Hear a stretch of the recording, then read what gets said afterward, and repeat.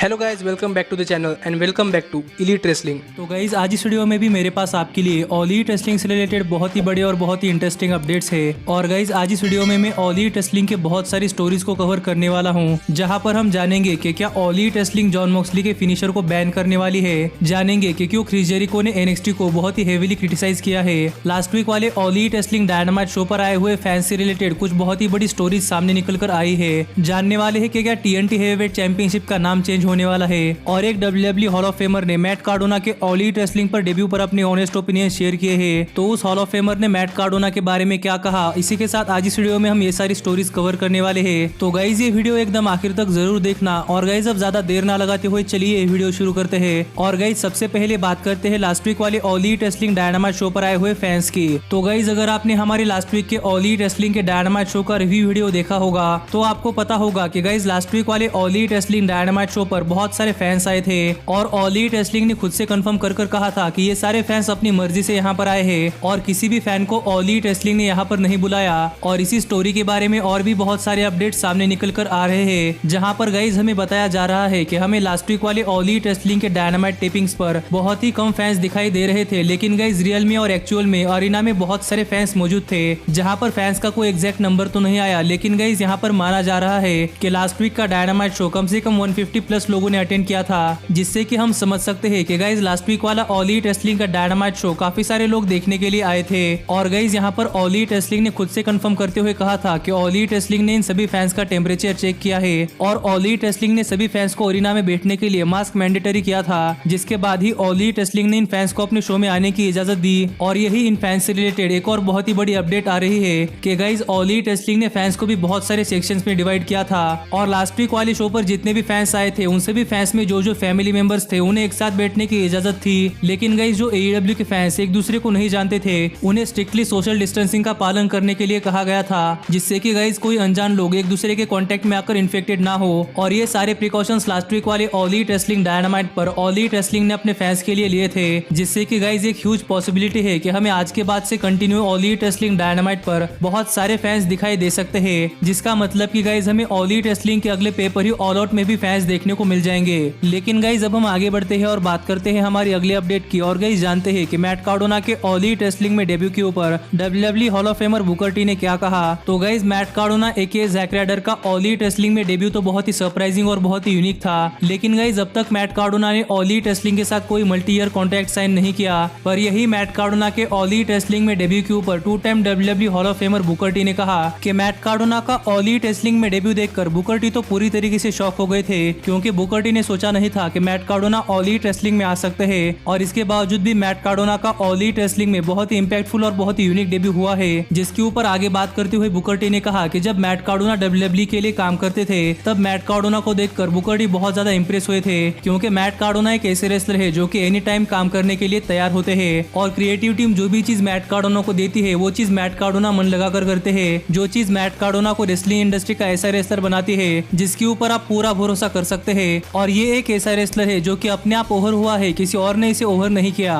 और यही आगे बुकर टी ने कहा कि बुकर टी मैट कार्डोना का ऑल ईट रेसलिंग में रन देखना चाहते हैं। माना कि मैट कार्डोना की ऑल ईट रेसलिंग पर अब ज्यादा अपीयरेंस नहीं होने वाली, लेकिन गाइस फिर भी बुकर टी मैट कार्डोना के लिए बहुत ज्यादा हैप्पी है, और बुकर टी भी देखना चाहते हैं कि मैट कार्डोना आगे चलकर ऑल ईट रेसलिंग में क्या क्या चीजें अचीव करते हैं, जिससे कि गाइस आपको पता चलता है कि मैट कार्डोना के लिए सभी लोग बहुत ही ह्यूज सपोर्ट करते हैं, और सभी लोग चाहते हैं कि मैट कार्डोना रेसलिंग इंडस्ट्री के एक बहुत ही बड़े सुपरस्टार बने। जिसके ऊपर आपका क्या कहना है ये आप मुझे कमेंट कर बताइए, और क्या आप मैट कार्डोना को ऑल ईट रेसलिंग का एक बहुत ही बड़ा सुपरस्टार बनते हुए देखना चाहते हैं या नहीं। पर गाइज अब हम आगे बढ़ते हैं और बात करते हैं हमारी अगली अपडेट की। और गाइज जानते हैं कि क्या टीएनटी हेवीवेट चैंपियनशिप का नाम चेंज होने वाला है या नहीं। तो गाइज जब से टीएनटी हेवीवेट चैंपियनशिप आई है तब से टीएनटी हेवीवेट चैंपियनशिप को किसी ने लाइक नहीं किया था, क्योंकि गाइज टीएनटी हेवीवेट चैंपियनशिप का लुक बहुत ही बेकार था। लेकिन अब एक बार टीएनटी हेवीवेट चैंपियनशिप पर गोल्ड प्लेटिंग चढ़ने के बाद टीएनटी हेवीवेट चैंपियनशिप कुछ खास अच्छी लग रही है। पर गाइज यही रूमर्स आ रहे हैं कि टीएनटी हेवीवेट चैंपियनशिप का नाम बहुत ही जल्द चेंज हो सकता है। और गाइज ये इस वजह से क्योंकि कोडी ने अपने ऑफिशियल ट्विटर हैंडल पर टीएनटी हेवीवेट चैंपियनशिप के लिए एक बहुत ही बढ़िया निकनेम सजेस्ट करने के लिए कहा था, जिसके ऊपर लोगों ने पॉजिटिव और नेगेटिव दोनों ही तरीके के कमेंट्स किए हैं। और यही कोडी की इस ट्वीट से हम ये जान सकते हैं कि गाइज कोडी टीएनटी हेवीवेट चैंपियनशिप का नाम अपने लिए चेंज करना चाहते हैं, जिससे कि वो टीएनटी हेवीवेट चैंपियनशिप के लिए एक यूनिक डिजाइन के साथ साथ एक यूनिक आइडेंटिटी ला सके।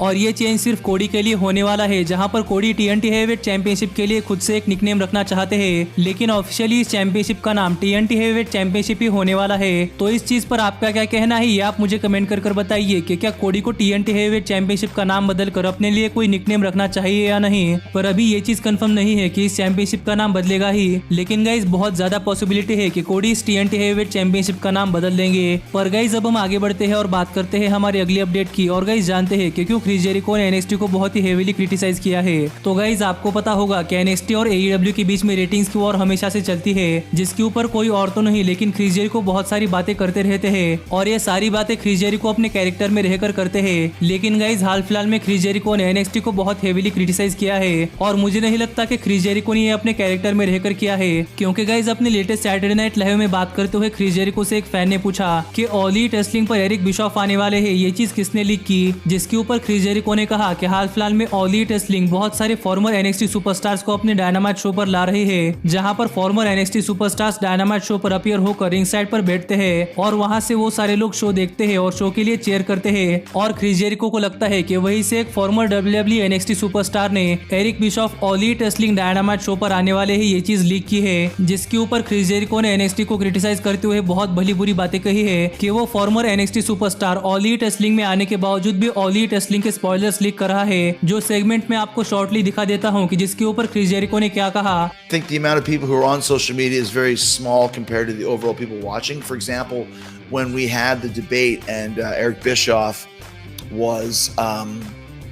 announced on Reddit, and we know what the spy is, by the way. Oh, we know. He'll never fucking be back in AEW. NXT reject was a spy. So, print that.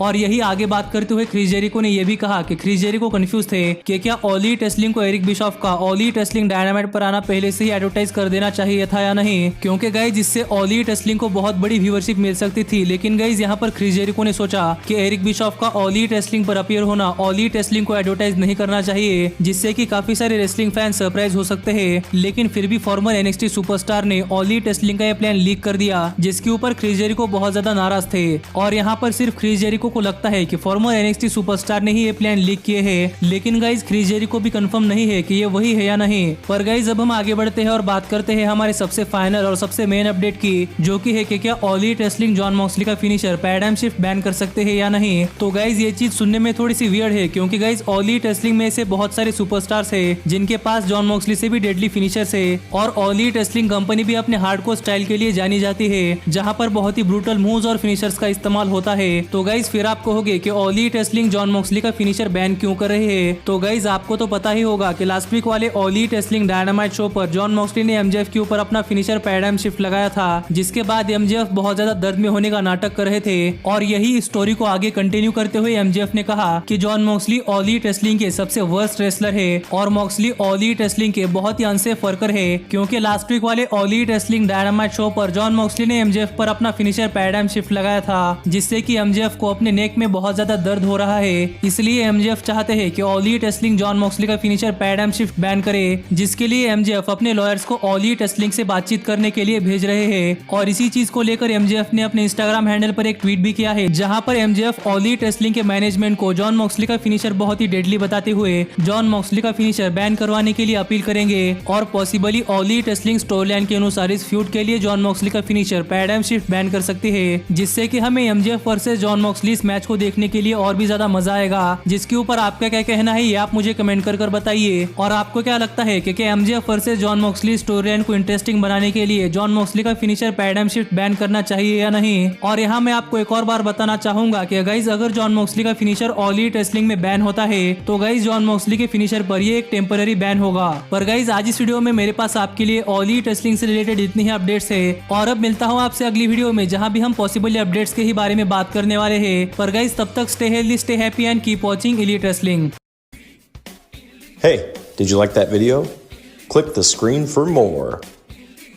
And where do you think you're going? And thanks so much for being the elite. The elite, the elite. What, Nick, you're not going to sing it all with me this time?